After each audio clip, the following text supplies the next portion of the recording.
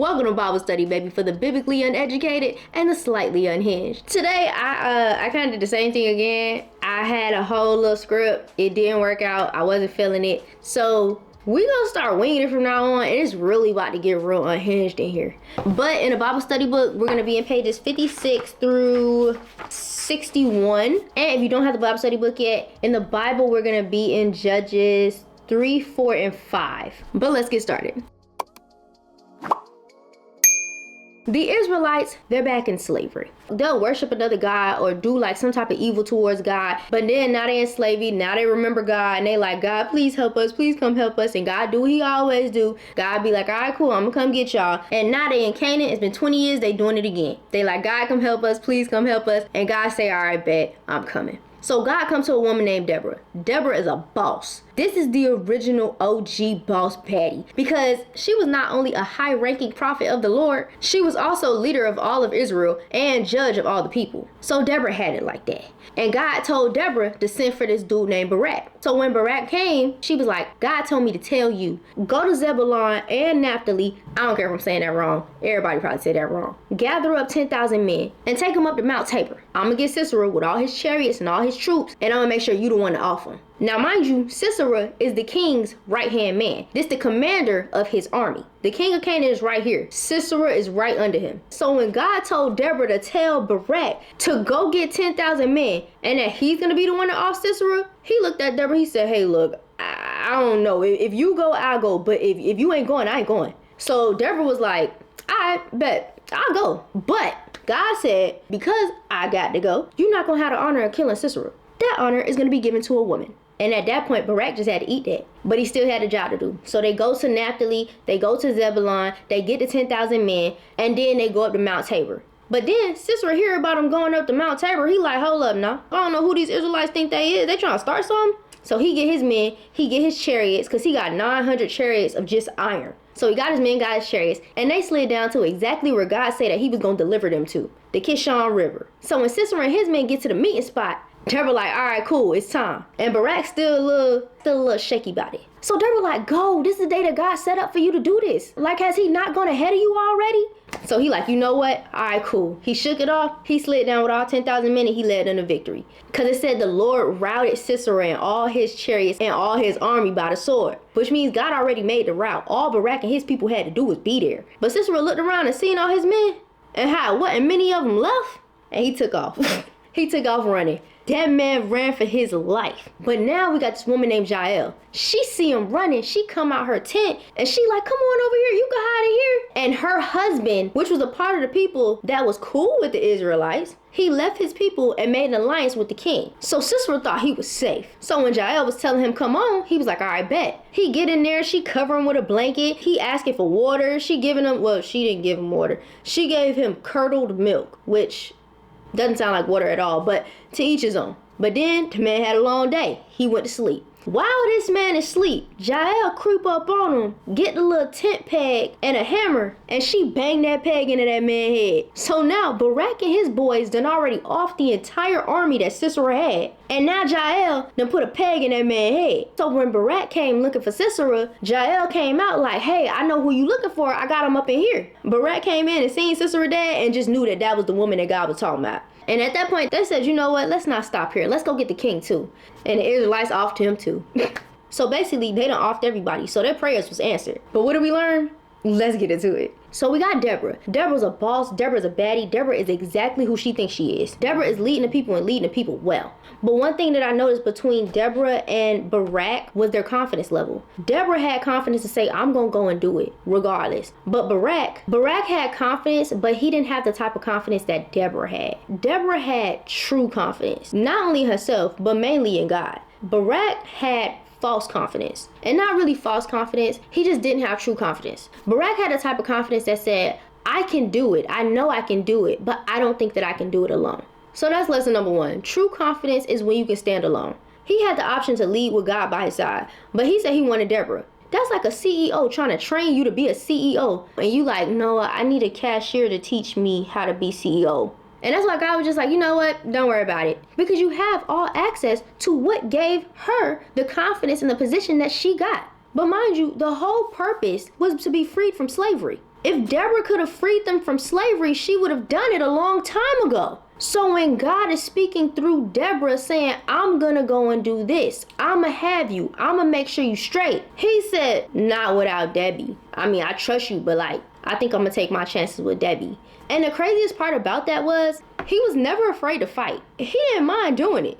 The problem was, he was scared to fight by himself. But that's the place where God gives you the confidence. If you always need somebody else to be there in order for you to have confidence, you will never have true confidence. He's gonna put you by yourself. Because yeah, it did take him a while. And then when they got to the mountain, he did kind of think twice because he still was a little scary. But when he actually went for it and he led those men and Deborah stayed where she stayed, because that's the thing, she can't fight that fight with you. That's when he gained true confidence. Not only did he didn't have trust in God, he now had trust in himself. But that's why the devil tried to put up all these roadblocks in the beginning. If he can get you to give up in the beginning, he ain't got to do nothing else. He can go and take a lunch break. Barak literally said, if you go, I'ma go. If you don't go, I'm not gonna go. If Deborah wasn't under God's authority and Deborah was under some other authority, Barak would have not gone. The devil would have won. But he wouldn't even have to put up a real fight because Barak would have forfeited. And then even when he forfeited his honor, he could have went back and said, nah, it's okay. Don't worry about it. I'm just gonna do it myself. I'm gonna figure it out. No! He said, cool, as long as I got Deborah with me. Like, that's how you stay stuck. That fear that says, nah, you can't do that. I'm too small, I can't do that. Nah, I'm too big, I can't do that. I don't have enough this, I can't do that. What? God just told you, go do it. God gave you the who, what, when, where, why, and how. And he said, nah, if Debbie ain't coming, I ain't coming. What? You that scared? You that scared? The devil hit him a few times. Because let's be real, you get a call like that from the Deborah, leader of the Israelites, Deborah, you are already shaking in your boots just a little bit. Because you don't know what she about to ask you, but she know that she calling you by name. Now she give you your assignment from God, and it looked like a little bit more than you can bear. Do you know what that man got? You know how many people in his army? He got 900 iron-fitted chariots. I can't beat that. It ain't looking too good. It looks impossible, and that's where God thrives. God is always going to thrive in the impossible. So the devil tried to get him there. It didn't work because he had Deborah. That's why it's good to have a Deborah around you and not a devil around you. So then they get to the mountain, and now he's getting that fear in him again. He got the 10,000 men. He got Deborah next to him, but he just thought about it. Deborah not going. Deborah can't go. He got to fight this fight alone. He got to fight the enemy alone. And he got 10,000 men he got to lead and hopefully find success with. Because God said he was going to show up, but he wasn't noticing that God had already showed up. God told you first and foremost to go get 10,000 men. Had he counted the men, that would have been his confidence right there. Because God will always give you that if he did it before, he'll do it again type moment. And that was one of the moments. Because if he looked at those 10,000 men, he would have been like, yeah, I know I'm straight. But then we got Sisera. God said that he was going to deliver Sisera to the Kishon River. Where did they find Sisera? At the Kishon River. God gonna do exactly what he say he gonna do so that you know that he can do it again. But I'm a little bit off topic. Number 2 is definitely just don't give the devil no lunch breaks. Because the devil's the only person that works 24/7 and he can't keep catching you slipping like this. Because sometimes the roadblock won't be fear, it'll be drugs. Sometimes it won't be drugs, it'll be alcohol. Sometimes it won't be alcohol, it'll be masturbation. I'm telling you, the devil will use any one of your vices to make sure you stay exactly where you're supposed to be so that you don't never find out who you meant to be. But then number 3, we get to Jael. Now Jael, to me, I ain't gonna lie, she the star of the show. Her husband has already sold his soul to the devil. He's already made a deal, an alliance with the king. The king that got people in slavery. Jael went completely against the grain. She said, look, I know my husband sold his soul to the devil, but baby, I didn't. And Jael saw an opportunity and she took it. She said, come on over. I got something for you. He asked for water. She gave him spoiled milk. She said, there will never be a chance in hell that the devil will ever feel comfortable in my home. And she meant that. Because as soon as that man went to sleep, she killed him. And that's the thing. Her husband, he wasn't a threat. He let the devil come and go freely. That's the problem. The thing I love so much about Jael is Jael was like, I don't care what y'all doing over here. Even if you are my husband, I'm not sinning against God. Because let's be real, you never know. That's probably why he was over there on the other side of town in his own tent. Because what you mean you formed an alliance? That to me sounds like cooning. Like you shucking and driving for massa. And Jael, to be the type of woman to do something like that, she ain't one of them. So she set the tone. I will never make the devil feel comfortable in my home. And honestly, she ate with that. Because what? So many of us take the easy route to our detriment. Because I could see her husband choosing the alliance because he didn't want to be oppressed. Because signing your soul over might seem easy. You're not gonna be oppressed no more. You ain't got no more problems. He ain't bothering you. But all that shucking and jiving don't really get you nowhere far for too long. She was like, yeah, that's my husband, but I could pray for him. His sins ain't my sins. And to me, that gives you better stand out in the crowd. Because when you rocking with God, you rocking with God. Because one thing about it that I've noticed with God, when you really walking with God and you do something that you ain't supposed to be doing, you step out of line in any way, God come with the quickness. They could steal, they could get drunk, they could drink, they could do their drugs, they could do all that. But if you do it, baby, you going in timeout.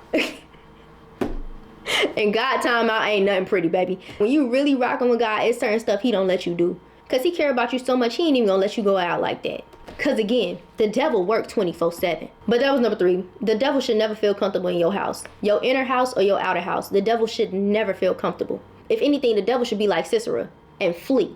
But then we get to number 4. We got Barak, right? He done now found his confidence. He was scared at first, but then he went and he did it. And he seen that God was going to do exactly what God said that he was going to do. And that he was a lot stronger than he thought that he was. It was him and them 10,000 men, and God made sure they offed everybody in that army. So he done killed the demons. Because let's be real, if Sisera's a devil, his minions got to be the demons. Demons are usually the helpers. The devil be like the big body thing. If it's alcohol, then the demons will be the people around you. Let's go get a drink. Let's go to the bar. If you know you're not supposed to be drinking like that, and you around people that's always drinking, or every event got to include drinks, you just putting the devil on lunch break, baby. You making it too easy. Give the devil a reason to work 24/7. But yeah, a little off topic, but still on topic. So we had Barak, he found his confidence. We got Jael, she already had her confidence. She had her confidence no matter who was around her, who was saying what, who did what. Because her husband sat there and did what he did, and she said, I don't care about none of that. I don't know about you, but I got God. So we got confidence that's built, and a confidence that know how to stay confident in the midst of the fire, which ended up taking out not only the demons of the army, but taking out the devil himself. So that stirred up everybody's confidence. Now, mind you, God only told them, I'm going to deliver Sisera into your hands. I'm going to deliver the army into your hands. The people said, you know what? We already got everybody else. Let's go get the king. Barak already had the demons trembling. Jael already killed off the devil. What we doing? They got to realizing she only killed one of the devils. It was 2 of them. And honestly, that correlates to everybody's life too. Everybody got something that they struggling with. Everybody got something that they struggling with. And some people got 2, 3, 4. So they said, y'all had the confidence to kill the demons and the devil. But it's one more devil we got to get. It's like you finally got rid of that premarital sex, right? But it was the weed that was making you want to do that. So they went to go kill that big boss. Because let's be real, a king like that, he could make another Sisera. Nah, we're not doing that. So they offed them. So number 4 is that confidence is contagious. But then we get to number 5. If you look at Judges 5 is just a whole thing of High School Musical. I've noticed that a lot of the Bible, like God really does like music. Because the Bible reminds me so much of High School Musical or like a Tyler Perry play when everybody talking and then they just bust out in song. Like song and dance, like full choreography. They just bust out singing. And the song was basically telling the story of what happened in a journey to freedom. And I like that they did that because things like that last forever. Because they're not just singing a song. In the song, it's giving a recollection of what happened. Things that you didn't see in Judges 4. It's saying like, you know, the different people that said no to God. The people that they ain't had a heart to go and fight. The people that are now cursed because they didn't go and fight with him. And it gives the little details. Like she didn't just go and give him milk. She gave him curdled milk. Which means he asked for water and she said, I'll make sure you never ask again. And it calls things by name and it tells a story, which is what I think that we need a lot more in the community. And I mean, in any community, honestly, you need to tell those stories so that you can teach those lessons. Because the reason why they kept getting put in slavery and kept getting put in slavery and kept being put in slavery is because they kept doing evil against God. They go and they say, I want to worship my own God. I want to do my own thing. So they build their own gods and they worship those gods. And then they'll stop following all the laws that God gave them. So when God then puts them in slavery, they're like, hold up, wait. We sorry. Hold up. We sorry. We worship you again. And it's like, I come and get your people. Literally, let me read it. Literally, let's get to Judges 3. Moses left the Lord's commands. He left them plain. He left them clear. All they needed to do was follow it. They would have been straight. But then they lived amongst the others. Where were we? Where was I supposed to be at? I'm probably way off topic. So the Israelites started living amongst the other people. They stopped listening to the Lord's commands that Moses gave them. And they started marrying their sons and daughters and serving their gods. So God was like, oh, no. Time out. 8 years. 8 years in time out. Because remember, the Lord is our Father. 8 years in time out. They learned their lesson. They went back to God. And they had 40 years of peace. And they did it again. And probably not because they weren't learning the lessons, but probably because they wasn't passing them on. They were subject to 18 years. After 40 years in peace, they did it again. Now they got 18 more years in timeout. And I really suggest you read it. I'm giving like the Spark Notes version and not even that. It's actually a lot of information in here. But after the 18 years, they go to God, they tighten up, they fix it, they get 80 years. Perfect. And then it happened again another time. And those are just the times that they have recorded. Because now we get to Judges 4 where Deborah got to save them again. They done got themselves back in timeout, and this time they was in timeout for 20 years. But what I'm really trying to prove is passing down the right lessons from generation to generations will cause so much less suffering. And one of the ways is like in Judges 5, music, like share the knowledge, share it with music. You see somebody going down the wrong path and you already been down that path, say something. Now I'm learning like you can't go too far with it. You gotta let them, you gotta let them go whichever way they gonna go, but still say something. So now they going through it, they at least got a little blueprint on how to get out, because they heard you say how you got out. Or they heard you tell your stories and they was like, all right, cool, so you did that, so I'm definitely not gonna do that. I see myself going this way, so I can't do that. Like, not sharing that wealth of knowledge puts other people at a detriment. And it happens through music, it happens through movies, it happens through TV shows. How I learn, I like learning through the world. My thing is, if God is in everything, that means I could learn in anything. But that's number 5. Provide the lessons so that the generations after you ain't gotta deal with what you had to deal with. But then number 6, God just want us willing. Quite literally, Barak wasn't feeling it. Barak was scared, but he did it anyway. And then towards the end, he was able to do it by himself. He needed somebody and thought that he needed somebody to prove that he's confident or to make himself feel confident. But he found that confidence in himself. He found that strength in himself. He found out how God really stepped in situations when you let him. So God just really want us willing. From the beginning to the end, he set everything up. He only chose the 10,000 people from the 2 cities of the people that he knew would say yes. He already knew where their heart was at. He didn't send them to the other cities because the other cities said no. Of course, God didn't ask them, but God knew that they ain't had a heart to do it. But then God chose Barak because God wanted to do something in Barak. God wanted to do something for Barak. And Barak might have forfeited the honor, but he ain't forfeit the promise. He still got free like everybody else. He's still in doing the work and showing up and letting God lead. He did what he needed to do. So he showed another aspect to it. Not only did Deborah show what true confidence already looks like, because she's already walking in her purpose with her confidence. And then we got Jael. Jael showed what it looks like to go against the grain, because if everybody could shake you away from God, the devil gonna have a field day with you. But then we got Barak, who had no confidence at first. It also showed when you don't have that confidence, when you don't have that confidence at all, and you need the confidence. Barak showed the blueprint on how to get it by doing. And mind you, the people too. All Barak had to do was be willing to do it. And God handled the rest. All that confidence gonna come, but you gotta be willing in the first place. You gotta give God your yes. Because he was willing to go, he still got the results that he needed. And then he finally trusted that he could do it by himself because he had God. And God made sure that all the pieces of the puzzle started aligning. Because God only needs you willing. He was willing to lead alone, so God gave him that 10,000 that he promised him. Ooh, wait, truth or dare? And dare because we already in our truth. But truth or dare? I dare you to pick one thing, and you already know this thing, that you're struggling with. That one thing where the devil could take a few lunch breaks. For me in this season, it's procrastination. It's sloth. That's for me. I'm still being consistent. I'm still being disciplined, but I do still have my moments where that sloth take hold, and I got, TikTok will have me for about 3 hours. But for you, what is that thing? Find that thing if you haven't already discovered that thing. And don't do it for a week. Oh God, I just challenged myself something. I gotta not do it for a week too. You know what? It's alright. I said, Darren, we ain't scary around here. I'm getting rid of social media for a week. Whatever it is for you, 1 week. Give it 1 week. Make the devil work overtime for 1 week. And watch God have you. I don't care what it is. If you got a problem and you gaming, or if you making money off gaming, then that's something different. But still, whatever addiction it is, whatever that thing is, get rid of it for a week, a whole week. And I mean 1 week after, whenever you see this. That's my dare to you. And also, it's a little bit of truth in that, because you got to be honest with yourself. Because one thing about it, God already know. God been knowing. You lying to yourself doing you a disservice when God already know. He got a blueprint. He just waiting on you to ask. Just say hi. But yeah, that's number 6. God just want us willing. So number 7, we got to step out of our Barak season and step into our Deborah season. That means not choosing fear over faith, but faith over fear. Barak did it, and now it's our turn. Deborah knew from jump, if God got me, nobody could be against me.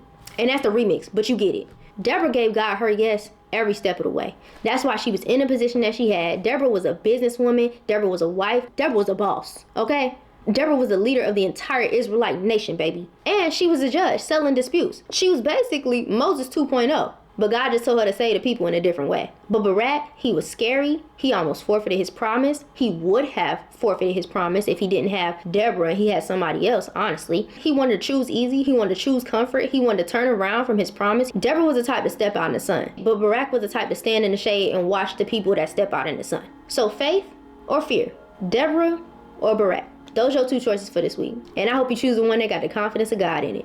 But yeah, I pray that you allow yourself to walk into your purpose. I pray that you get genuine with our Dare of the Week and break free this week. And I pray that you just start to be willing to do the thing that God wants you to do. No matter how intimidating it might be, because he wouldn't have chose you if you wasn't the right person for the job. But thank you for listening. Thank you for watching. Next week, we are going to be in... Okay, here it is. Next week, we're going to be in pages 150 to 157. That's where we're going to be at next week. And if you don't have a Bible study book by then, we're going to be in John 9. But yeah, I hope you have an amazing day and even more incredible week. I love y'all. I can't wait to see y'all step into y'all Deborah season. And I don't care who you are. He, she, they, them. I don't care. Deborah season. Deborah season ain't got no gender. But I love y'all, and I will see y'all next week.